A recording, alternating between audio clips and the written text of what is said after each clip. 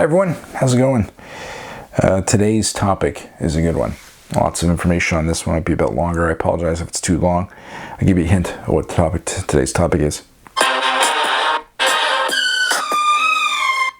If you recognize that song, you're not only a Britney Spears fan, but you also recognize today's topic is about toxic people, not just the song.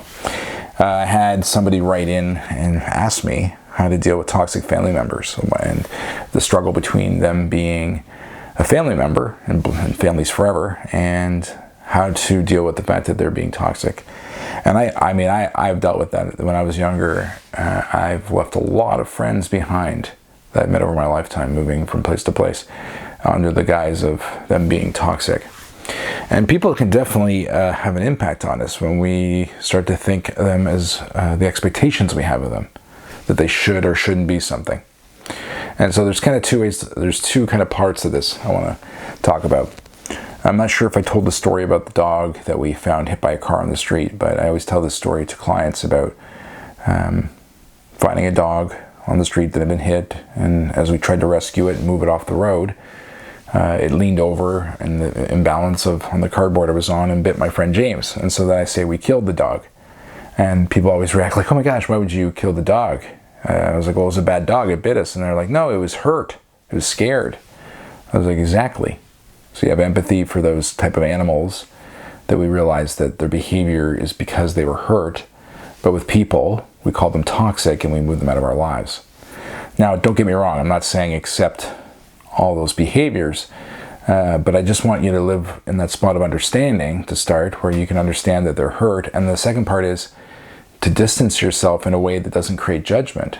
There's no reason to hold anger or hold emotion over them. You can just recognize that the universe doesn't want you to spend time with them the same way, and start to control and moderate those behaviors. And when they come into your life, to understand them is different. I remember when my mom called me, I asked her to come over every Christmas for Thanksgiving and Christmas turkey dinner, or whatever, any holiday, not just Christmas.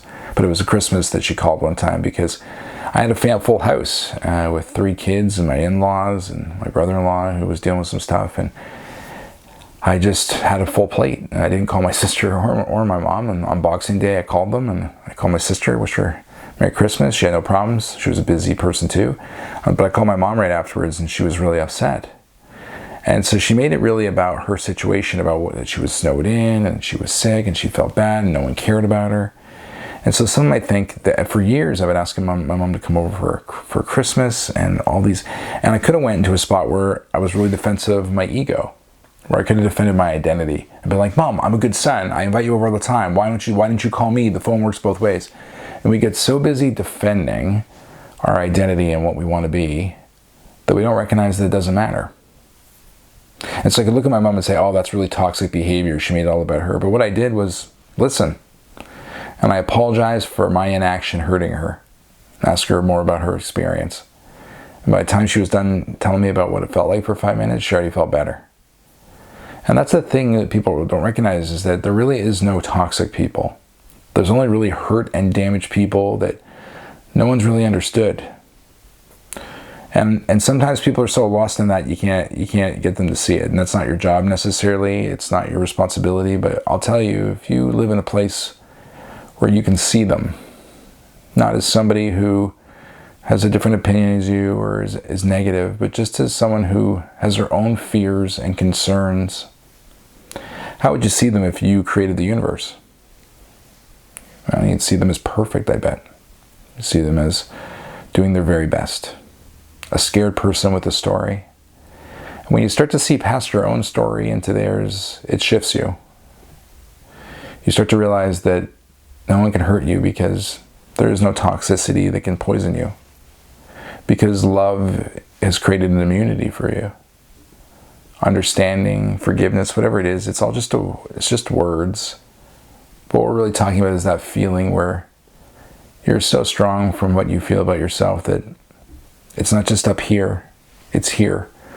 Because there's a difference between I don't care about what they say here and trying to defend your psychology and your identity, and I don't care here because you just know what you know about you.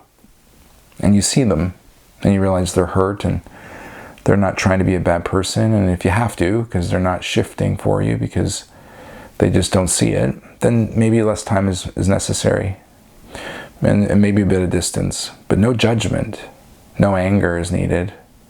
No labels are required. You just spend less time with them for a while. And you'd be surprised how people shift over time. Of course, there's the other side of it where you get so comfortable with who you are, like I did with my mom on that phone call, that you start to talk to them in a way that they've never been spoken to before.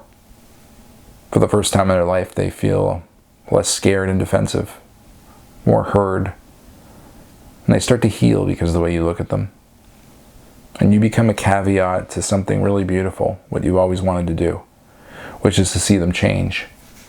But instead of telling them to change, instead of arguing with them, instead of defending yourself, you just accepted it. You just loved them.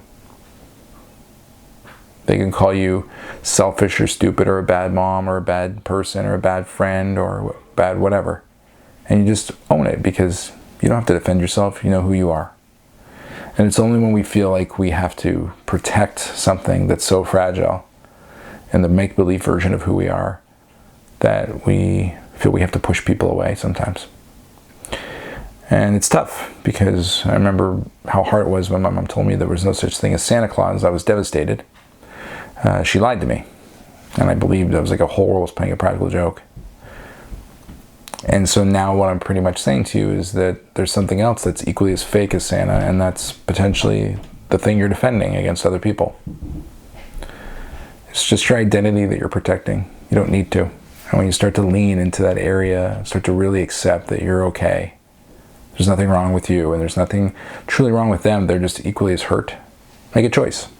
You don't have to get rid of family.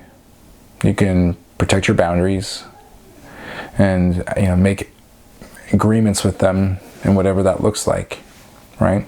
I don't know what each person's dealing with.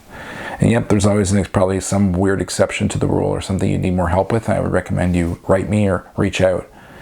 We can have a call over it or a coaching session. But I've always found that, and what I've understood before when I push people away, the only person that really gets hurt is me. Because we all need each other. We all get really in tough spots sometimes, and I'm sure there's people out there that at one point in time has labeled me as toxic or not right, but I was just scared and hurt like they are. Like those other people that you might think are toxic, lost in my own story.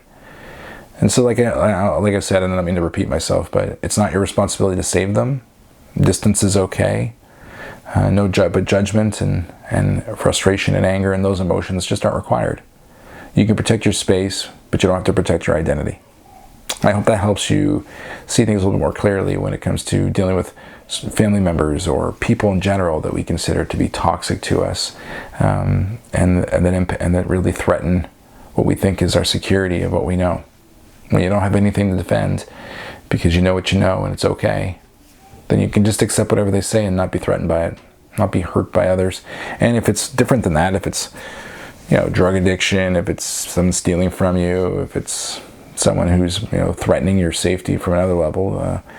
I know a lot of ex-husbands, ex-wives are dealing with custody battles and call each other toxic. Then that's different, and in its own way, do what you need to do to create your own boundaries. But remember, coming from a place of peace and understanding and tranquility will really lend to help heal the other side, whatever their ailment is. And I hope that helps. Think about it. Whenever we separate something, call it a label as toxic, we're actually judging it as right or wrong, rather than just seeing it for what it is and understanding. And I think that's what we all need. And so let me know if you have any questions about that. I'd love to chat more about this. It's a great topic, and I hope it brings value. Thanks for listening. Have a good week.